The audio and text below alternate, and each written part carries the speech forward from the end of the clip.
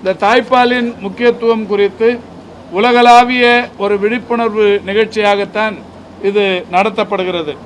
அந்த வகையில் தமிழ்நாட்டை பொறுத்தவரை தேசிய குடும்ப நல கணக்கெடுப்பின்படி 2016-17 ஆண்டுகளில் பிறந்த ஒரு மணி நேரத்திற்குள் தாய்ப்பால் ஊட்டும் விகிதம் என்பது 54.7 ஆக இருந்தது.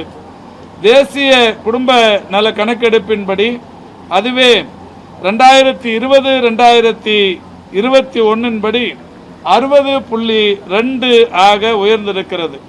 ஆக குழந்தை பிறந்த ஒரு மணி நேரத்திற்குள் தாய்ப்பால் ஊட்டும் விகிதம் என்பது தொடர்ந்து இன்றைக்கு அதிகரித்து வருவது என்பது இந்த விழிப்புணர்வுகளுக்கு கிடைத்த வெற்றியாக கருதப்படுகிறது.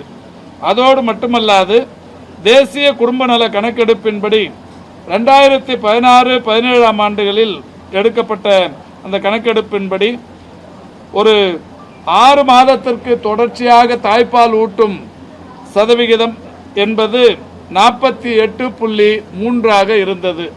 அது இப்பொழுது 2020-21 பிறகு 55.1 உயர்ந்திருக்கிறது.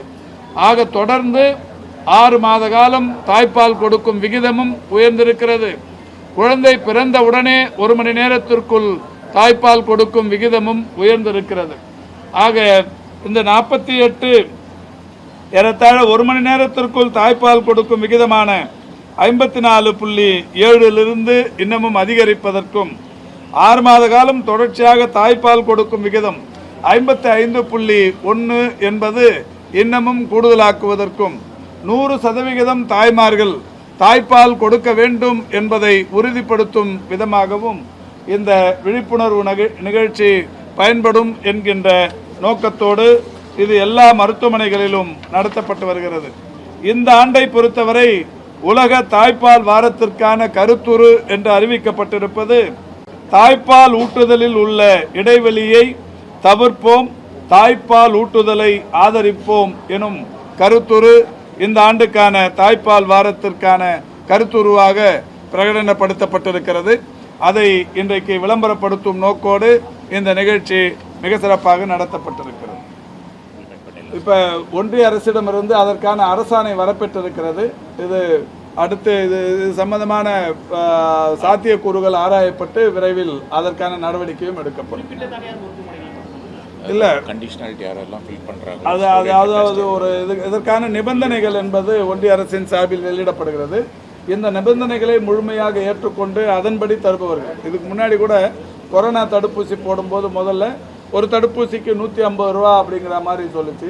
அந்த நிபந்தனைகளை ஏற்றுக்கொண்டவர்களுக்கு மட்டுமே அன்றைக்கு அந்த தடுப்பூசி போடும் பணி ஒன்றிய அரசு சார்பில் ஒதுக்கீடு செய்யப்பட்டது. அந்த மாதிரி ஒரு சில முழுசாக இலவசம், அதாவது இது முழுமையாக இலவசமாக போடணும், இந்த மாதிரியான நிபந்தனைகளை வகுப்பார்கள். அதற்கு ஒரு சேவை மனப்பான்மையோடு செய்யப்படுகிற இந்த பணி என்பதால் எந்தெந்த தனியார் மருத்துவமனை இது ஆத்மார்த்தமான உணர்வோடு முன் வருகிறார்களோ அவர்களுக்கு தருகிற அந்த பணியினை நிர்வாகம் செய்ய இருக்கிறது. இல்லை இந்த 11 தடுப்பூசியும் ஒன்றும் ஒரு விதமாக இருக்கும். அந்தந்த தடுப்பூசிகள் எந்தெந்த தடுப்பூசி எந்தெந்த காலகட்டத்தில் போடப்பட வேண்டும், எவ்வளவு காலத்திற்கு போடப்பட வேண்டும் என்கின்ற அந்த விதிமுறைகள்லாம் அதில் இருக்கும். அதை பின்பற்றி தான் அதை செய்ய வலியுறுத்தப்படும். தமிழ்நாடு மருத்துவ பல்கலைக்கழகத்தில் அங்கீகாரம் பெற்ற இணைக்கப்பட்ட கல்லூரிகளுடைய பட்டியலோ அதில் பணிபுரியும் இணையதளத்தில் திட்டம் இருக்காது. அது ஏற்கனவே எந்தெந்த கல்லூரிகள் இருக்குங்கிற அந்த பட்டியல் என்பது இணையதளத்தில் இருக்கிறது. இதை நேற்றைக்கு கூட நான் எத்தனை மருத்துவக் கல்லூரிகள் இருக்கிறது, தனியார் மருத்துவக் கல்லூரிகள் எத்தனை இருக்குது, டீம்டு யூனிவர்சிட்டி எத்தனை இருக்குது, அதில் எத்தனை மாணவர்கள் சேர்க்கை என்கின்ற அந்த விவரங்களை எல்லாம் நேற்றைக்கு பத்திரிகையாளர் சந்திப்பில் தெரிவித்திருக்கிறோம். இதை முழுமையாக எம்ஜிஆர் யூனிவர்சிட்டி துணைவேந்தரிடத்தில் சொல்லி இணையதளத்தில் இல்லாமல் இருந்தால் அதை வெளியிட வலியுறுத்தும்.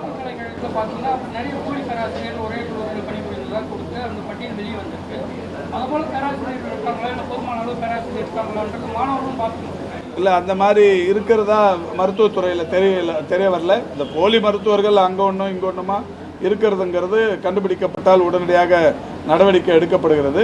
இந்த பல்கலைக்கழக அளவில் இருக்கிற அந்த நீங்கள் சொன்ன இந்த கல்லூரிகளின் பட்டியல், பல்கலைக்கழகங்களின் பட்டியல், அங்கங்கே பணியாற்றுகிற மருத்துவர்களின் எண்ணிக்கை போன்ற விஷயங்களை எல்லாம் வெளியிடுவதற்குரிய நடவடிக்கை ஏற்கனவே வெளியிட்டிருப்பாங்க.